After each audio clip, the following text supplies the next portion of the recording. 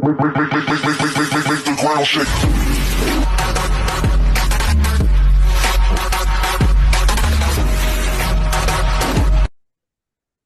Hello, and welcome to Beyond the Page Media. I am T. Taylor, founder and creative director of Beyond the Page Media.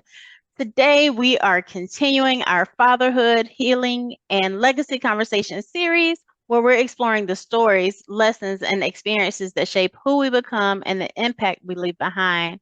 I'm so excited to be joined today by Alex Carter, a father, an educator, an award-winning screenwriter, and creator of the feature film Love Unexpected. Again, through both education and storytelling, Alex is passionate about helping others grow, overcome challenges, and build meaningful legacies. Alex, thank you so much for joining me today. My pleasure. My pleasure. Thank you for having me. I need to hire you Of as my PR course. person or something, man. That was awesome. Well, before we dive in, for those who may be meeting you for the first time, did you want to take a moment to introduce yourself beyond the bio? Who is Alex Carter? Well, I am currently residing in Stone Mountain, Georgia. Well, Rex, Georgia, but I'm from Stone Mountain, a graduate of Redan High. Go Raiders. Attended Georgia State University. And I got a master's from Grand Canyon University. Go Antelopes. I'm just a guy from Decatur, man. That's basically about it. I really don't have much to add. I just really wanted to just shout out my city. I always try to do that in my work, whether it's writing or speaking engagement. So, just let people know I am proud of where I'm from and my Southern roots, so that's all. Where is greater, right? Absolutely. uh, so initially in your application, you mentioned that what resonated with you the most about this theme was being able to leave something for your children without passing on past trauma. Can you tell us about that? Yeah. Without passing on trauma, I guess it means to me is us as an adults, especially us men, and being able to let go of past hurts, because it can affect our future and our offspring as well. And even in my film Love Unexpected, I kind of dive into that a little bit because issues with the main character's mom was a reason why he was such a womanizer in the film or in the story. Because of past hurts, he was unable to let go. And sometimes we as adults, we have men and women, we sometimes bring our hurt and bestow that upon our offspring. Sometimes women may have a bad boyfriend or husband, and due to that, they may put that on their daughter or on their son. And sometimes we as men have certain issues that we may go through and don't deal with that hurt, right? And Right. we end up passing that on. So now that I'm older and a little bit more wiser, I'm just learning to not only talk my issues out, but to also let things go, that things that I cannot change, right? So whatever that is, it's easier said than done, though. I mean, it sounds It easy talking is. about it, right? So, but Right. that's what I try to do. Now, you said now that you've older, you've learned to talk them out. Is that through just life experience, or have you actually gone to therapy? Like, how did you get to that point? Great question. So I have had a life coach. Okay. Um, I have had that. I haven't had actual psychology therapy, no, Okay. but I do have a great group of friends or a good circle. Okay. And one thing we always talk about is being honest about a check-in, right? So if someone calls you and asks you how you doing, I try to be honest as possible. Hey man, I ain't doing too well. You know what Okay. I'm saying? And us Yeah. as men, we definitely need to be honest with the check-in. Be Right. honest with your people when they check in on you. You know what I mean? So that's one thing I preach. But that's awesome that you have that circle that's like an accountability partner, like their accountability. They help you, you guys are helping each other to be accountable and check in on health, And so that's Oh, awesome. oh, absolutely, absolutely. I It's wish more something people did that. really, and I think people do it, but it's more so a check in to see what you got going on, or if you're trying to hang out. Mhm. You know what I'm saying? Which is cool because sometimes, we may say what's good for the weekend and we talk and shooting pool or whatever Mhm. the case may be. You know Right. what I'm saying? So, but yeah, that's something that we talk about because I have some homeboys or friends of mine that have gone through some things, relationship wise and personal, to where we were kind of forced to deal with it. Does that make sense? Like, Yeah. yeah, yeah, yeah. So, um, I always say, man, hey, how you doing? No, how you really doing, bro? Like, Right. tell me what's if you got anything going on. Be honest with the check in, Yeah. because you Yeah, just most never know. definitely. Yeah. Hmm. That is awesome. Well, I think you kind of touched on that. What do you feel are some lessons you've learned about emotional wellness that you wish more men felt comfortable talking about? I can only speak for me. Um, I would say, we don't. Sometimes we tend to complain about our relationships. I think we need to be honest about things that's going on at work. Because here's the thing that some women don't know. We carry a lot. Hmm. And I'm gonna speak for me. Okay, we about to take it there. We carry a lot. We deal with a Hmm. lot on the world. We got to worry about stresses at work. Hmm. We've got to worry about police. We Hmm. got to worry about is my significant other happy? Hmm. Am I providing? Am I enough? Right. We get beat up on the internet.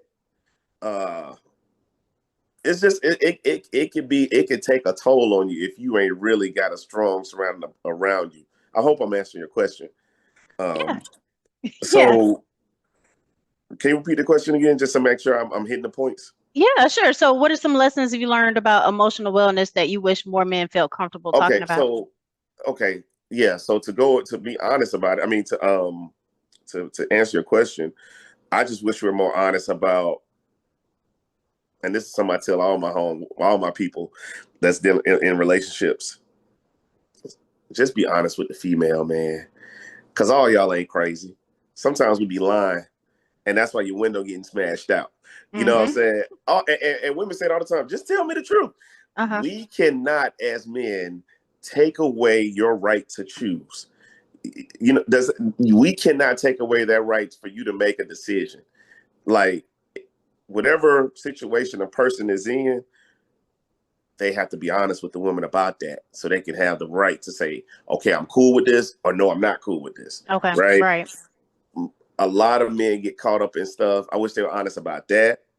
I wish I would like more men to be honest about uh, just how they're feeling about certain things, or just no, saying that they need help, and that's okay. Okay. Saying I need help with said thing, and it being cool for them to say that, because sometimes we Right. tend to be looked at as weak, simps. We got to be a thug. We got to be sensitive. We got to be a baller, a hustler, entrepreneur, all these hats. Oh, and I got to know how to fight, and I Right. got to have a pistol. So and I'm not saying all women, I'm not Right. saying that. I'm just saying sometimes uh, we just got to be honest with who you are as a person and just say, hey, boo, or whoever your significant other is, that's not me. I ain't got that trait you looking for. I cannot wear all these hats. You feel Right. what I'm saying? Right. So I hope I answered the So, question. do you think Excuse that me. society puts those stressors on us, on men? Do you think men put those stressors on themselves? Do you think us as women put those stressors on you guys? Or is it a combination of them all? I think it's a little bit of both. Okay. And I also think that um, some brothers may be chasing the wrong women. Okay. And if a female wants you to put on all these hats, bro, tell her to stop listening to them. Tell her to listen to hip hop, man, and get some reality. You know what I'm saying? Like, you can't have all them hats, man. There's no way. Right. You know what I'm It's saying? not. Take her to the fair, win the teddy bear, and I gotta perform in the bedroom. I gotta do all this stuff. You know what I'm saying? Like, so, but no, that's what I think. I think just being honest of who you are and what you can do, and also just being okay to say I need some help, or I just need somebody to talk to, because at times we tend to think that's weak, and I was guilty of that early on in my life too. I felt like I can handle it, and knowing I'm really dying inside. You know what I'm saying? Okay. So yeah. So how did you, was it the accountability circle that you had that got you to the point where you felt comfortable to say, hey, I need help? Or what was it that got you to a point where you actually felt comfortable to say it? Um, it was a little bit of both because Okay. I'll say it was because some of my friends were going through things and I could relate to it. They were sharing Okay. with me, so it kind of made me open up too, Okay. or seeing what they were going through, and I kind of opened up. And then and I don't mind sharing this too. I was having panic attacks real bad, like just stress. Okay. Before I changed my career, I was having real bad panic attacks. I didn't know. I didn't know they were panic attacks till I actually did some research, Yeah. and two, I didn't know why they were happening. Okay. And so once I was able to talk things through and talk things out, okay, I see what this cause is. I know what my triggers are. You Okay. know what I'm saying? So that's what that is. And that's very important to know and understand those triggers. Mm-hmm. Absolutely. So let's talk about leadership and mentorship. What does leadership look like beyond titles and positions in your opinion? Leadership to me is being an example, doing the right thing when no one is looking. Um, and also, I believe leadership is being able to be a positive influence on someone else. Hmm. I have a couple of young brothers I mentor. I mean, they kind of I didn't pick me to do it. They kind of said, "Hey, I want you to mentor me." You know, they introduced me. Hey, this is my mentor. I was like, oh, no, no. I thought I'm just the OG. That's You a know, I think I'm just the compliment. homeboy. You know what I'm saying? So yeah, I got a couple brothers I've been mentoring since they're about eighth grade, and Oh, both of them graduated cool. high school, and they much older now. They like in their mid 20s, but they still call me. Yeah, so That's definitely. awesome. Hmm. That's a good compliment. That means that you're doing what you're supposed to do for them to look up to you and like, yes, I want to do that. I want to follow Yeah, that. yeah, man. I was definitely honored. You know what I'm saying? They say I look like I'm like a young old guy. You know what I'm saying? I don't act my age. I don't know if to take that as a good thing or a bad thing, but just being able to have some guys, some brothers that some young brothers that wants to hear my opinion Hmm. or hear my thoughts on certain things is definitely an honor and a compliment. I don't take it lightly. So I always am mindful things I say, things I do, how I carry myself, because I don't know who's watching. And that's Right. again, doing the right things when people are not looking. Not saying your boy don't turn up, because I like to have a good time like anybody else, but you know what I'm saying? It's just a certain time and place for everything, right? So Right. yeah. Most definitely. So I know that your journey includes education, coaching, writing, screenwriting. Was Hmm. there a moment when you realized storytelling would become an important part of your purpose? Man, wow. I did not know I was actually a storyteller. Or I mean, I knew I could tell a good story based on my personality, and I knew I used to write poetry back in the days just to impress a female. I mean, it was all a little bit of game, Right. but um, I was coming out of how I got into storytelling was, or even script writing, if you Hmm. will, is because I just love movie and I love film, and I've Okay. always been told, do something that you'll do for free that you're passionate about it and you enjoy. And I enjoy. That's why I transitioned my career to education. Okay. One, it was less stress. Two, the days off. You know what I'm saying? You can't beat that. Right. And script writing came actually as a dare from my wife. Um, I ain't gonna say what movie came out of, but the movie was hot garbage, right? It was well-known actor and two well-known actors, and I was like, man, I just feel like I wasted my money, and I was like, man, I'm gonna write a movie. And then she was like, boy, you ain't gonna write no movie. You ain't gonna write no script. And bruh, I'm telling you, like, that is the one thing about me. You tell me I can't do something, I'm gonna show you I can do it. So this God bless this woman. She went to Barnes and Noble She went to Barnes and Noble, got me a book on how to write screenplays properly. Hmm. So I had an idea, I wrote it, and I was like, okay. And she's the type, she gonna tell you if something ain't good or not. And she told me she had liked it. And she had read it on the way on a road trip or something. She was laughing and she was, you know, she ain't cry, but she was getting emotional during it, reading it all the way on this road trip we were going to South Carolina. And I ended some film festivals and then boom, you know what I'm saying? And that's just how that Wow. happened. So um I'm on my I think I got like 4 scripts that's already done. Yeah. Nice. Yeah. Okay, so Yeah. what gave you the courage to submit it to the film festival? Because I wanted to know if someone else would like it that didn't know me, Okay, that didn't know what I looked like. right. I needed some more validation. I got you.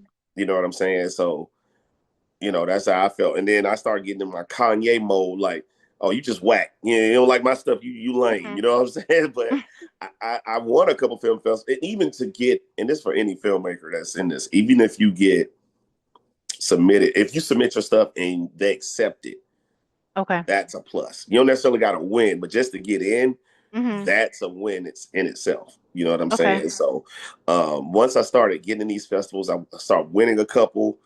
I started getting validation from people in the industry that I would meet at networking events, and I was like, okay, maybe maybe I do have this talent I ain't know nothing about. You know what I'm saying? Nice. Yeah. All on the dare. Okay. All for you can't. You ain't going. Oh, I remember like it was yesterday coming out of AMC. Yeah. Yeah. Awesome. Love it. If she didn't do that, then we wouldn't have Love Unexpected. We wouldn't have it. We surely would not.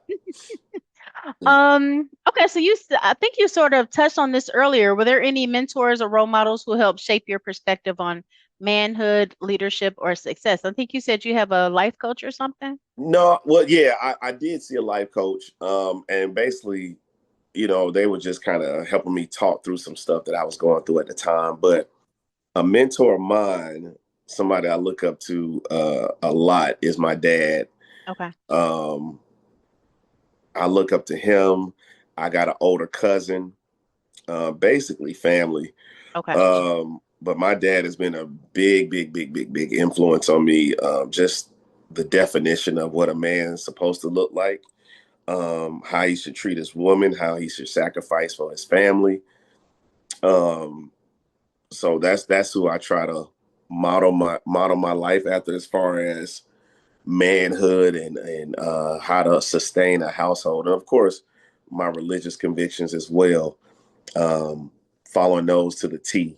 Well, it's as much as I can. As Ain't much as nobody you can, perfect. right? Hey, we all got flaws, right? But Right. yeah, that I would definitely say my dad and my older cousin really influenced the person that I am today. I mean, my older cousin Kareem was my best man in my wedding. Oh, wow. Yeah, and then I had a best friend who passed 2017 of cancer. So forget Mhm. cancer.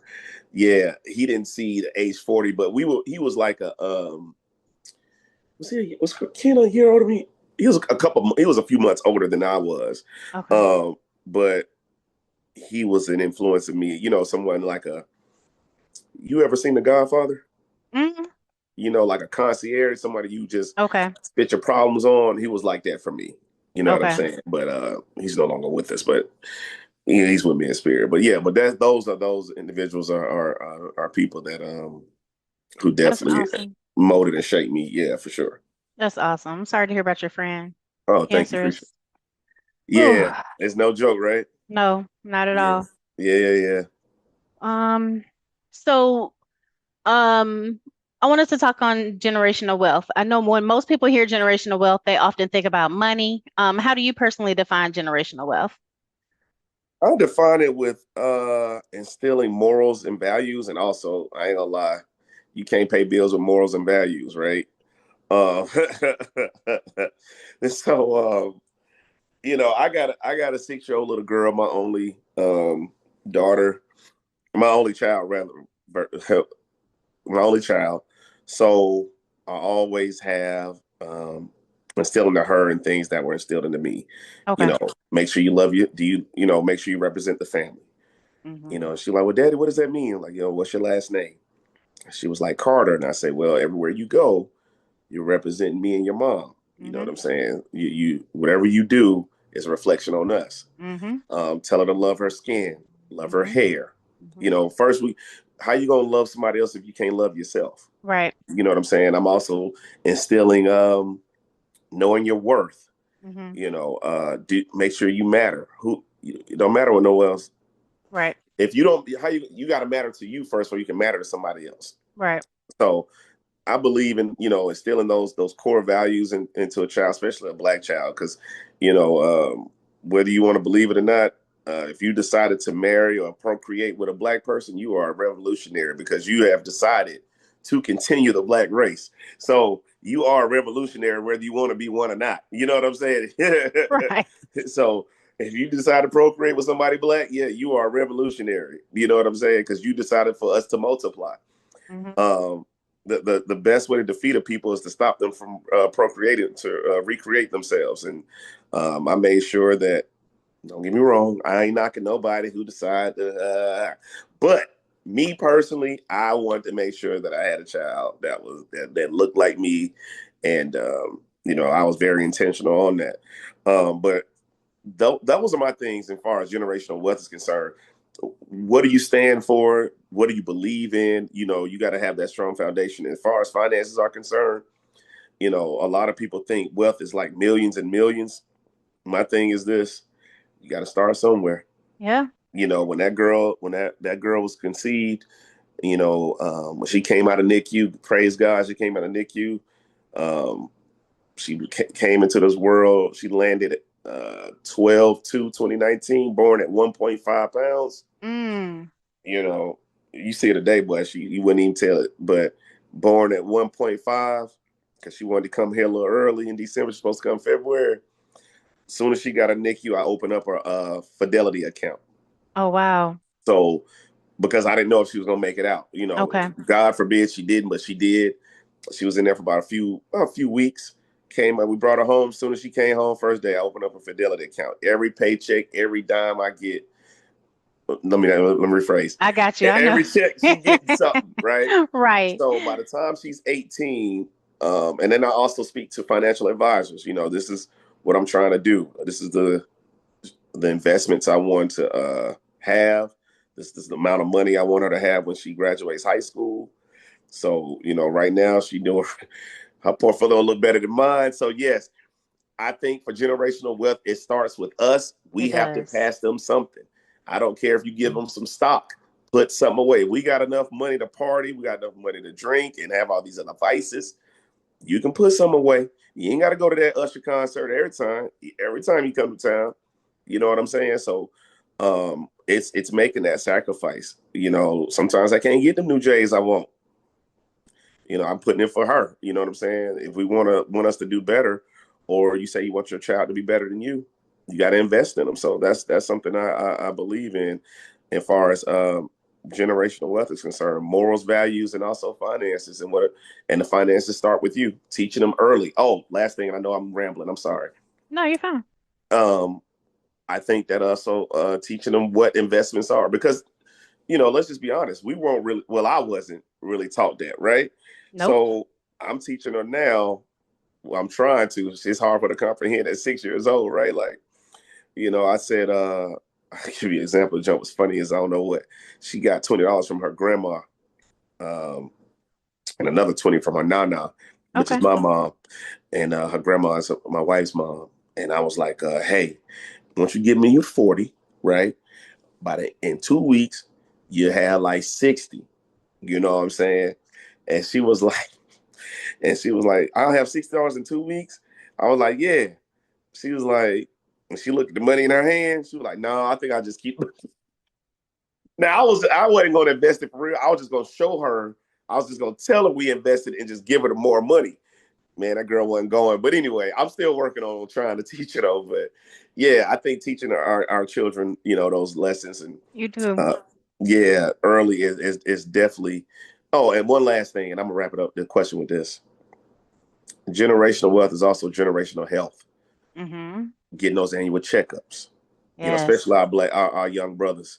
When they become our age, well, my age, and getting those checkups, right? Those Yeah. colons what's the other one? The colon and the not pancreas. I always get it Oh, mixed up. prostate. Prostate. There it Yep. is. Thank you. That prostate, all that stuff, getting Mm-hmm. that blood work. I mean, I just found out that my blood pressure was high, and Okay. found out that ran in my family. So I gotta change up my eating habits. I can't have Yeah. that 10-piece with the fried fish no more. So, even though I Right. look like I ain't chunky, my blood is saying something else. My heart rate is saying something else. So that's something else. We got to impress upon our children, Right. the importance of health, importance of wealth, and importance of having a moral and some religious convictions in their lives. That's awesome, awesome, awesome, awesome, awesome, awesome advice. Thank you. Thank you. Like I just don't think that we hear that enough, especially Mm-hmm. with the health and the Mm-hmm. finances. I mean, a lot of those other things, of course, can't say all parents teach kids morals because obviously they don't. But Right. with the finances and like you said, we weren't. At least I was not. For some reason Mm-hmm. they did not teach that to us in Right. school. And if they're not teaching it to us in school, then we have to learn so that we can teach it to our kids. So that Absolutely. is great advice. And then I don't know what it is. I'm not. It's a safe space. I'm not jumping on men. I just don't understand why it's so hard to get you guys to go to the doctor. Like, Well, I, I'm gonna tell you what it is because we tend to, if it ain't hurting or it ain't bothering me, then everything is good, okay. right? So we ain't gonna go until something is actually really wrong. When So that by when that that time, it's too late, right, right? So that's why I was like, I was preaching this, but I wasn't walking in it. I wasn't living it. So I went in my okay, annual, and they was like, Mr. Carter, yeah, your blood pressure kind of high, dog. You got to change stuff up. okay, So instead of like fried wings, I may get baked. I mean, I eat meat for a little bit, just trying something different, or right, I got to get them grilled with a little salad. Can't eat the fries. right. And me, give me all the hot sauce and fries you can give me, and the ranch. You know what I'm saying? But brother, got to switch some stuff up. You feeling me? Yeah. Well, I'm proud of you for going and getting that done Appreciate because it's it. necessary. Absolutely. Absolutely. Um, hmm. What fears or limiting beliefs do you think prevent people from building the future they want for their families? Very. Oh, that's good too. A fear may be a failure of failure. Okay. You don't want to fail, and I tell you, well, I don't made more mistakes than a little bit when it come to this family. And We all have. yeah, I don't made some fumbles, but my heart was in the right place. But I think this too. If you just communicate, and my problem was, excuse me, I was a terrible communicator. I felt like I wanted to be the man, or we like to get that pat on the back. Yeah, I had the foresight for the family. Yeah, I did that. I did that. And we just want to get that validation, right? Okay. But sometimes you got to use your partner as that concierge, as that helpmate to say, hey, do you think this is a good idea? Of course, Hmm. the ultimate decision, most women, uh, a good woman, in my opinion, that support their man in whatever decision, but a man that wants to hear her input, that requires some strength and Hmm. also a little bit of submissive on both parts. You know what I'm Yep. saying? And I think that the fear of failure really stops people from really push. You know how hard it was for a brother like me to step out, write a script, and then try to fund it himself. Oh my God, out of my pocket. Come on, man. That's hey man, I'm not trying to hype myself up because it really dawned on me when somebody really was like, bro, do you know what you did, dog? Like, bro, people still trying to do what you did. And I had the galls to do it. Oh my God. It was people crying at my premiere. It was crazy. But But I I'm say glad all you that didn't this let that fear, hold you back because it was a very good movie. I did see it. Oh, you It was a did? very good movie. Yeah, Oh, yeah. thank you. Appreciate it. Appreciate After I watched it, I was like, oh no, I gotta reach out to him. Yo, It I was think good. It was really good. I appreciate it. I appreciate it. I And to appreciate find it. out that you had to fund that yourself, that's even like wow. That's wow. That's dope. Yeah, I funded it on my own. That's why I was shot here in Atlanta. I couldn't go nowhere else. You feel me? So, and Michael Jackson had a quote. I meant to write it down. I just saw that movie, Michael. I ain't gonna comment on what I thought, but Okay. I uh, ain't seen it yet. no, I ain't gonna spoil it for you. But he had a Okay. quote about saying something like it was. He had all these quotes on his mirror before he put out Thriller, and it was like, don't let fear uh, this persuade you because your life dreams could be on the other side. Mm, So go through that thing. And again, I always mention religious convictions. If you don't pray about it, whoever your maker is, then that should be it. Let it go and just go through it. You know what I'm mm-hmm. saying? And if you fail, hey man, now you know what mistakes not to make. Right. Man, I ain't gonna lie to you. I made a lot of mistakes making that movie, so I know what not to do on the Yeah, second thank you for showing round. up so openly and honestly. Your story is exactly the kind that reminds us why these conversations matter. You had so many great nuggets that I think are going to, resonate with a lot of people. And I hope a lot of men really take to heart what you're saying, the health, the wealth, all of that, it's all important. Mm. Before I let you go, could you please tell our viewers where they can connect with you and support your work? Awesome. Yeah, for sure. I can be reached at Mr. Alex J. Carter on all platforms. Also, you can follow my most recent film at Love Unexpected on IG. And my film Love Unexpected can be seen on Amazon Prime, Peacock, Tubi, and Hoopla. If you want to watch it for free, Tubi, of course. So yeah, check that out, man. I appreciate it for sure. Awesome, awesome. Thank you again, Alex. Hey, to our Beyond the Page media community, thank you for tuning in. Don't forget to like, subscribe, and share this conversation so it can reach someone who needs it. Until next time, keep writing, keep rising, and remember your story matters.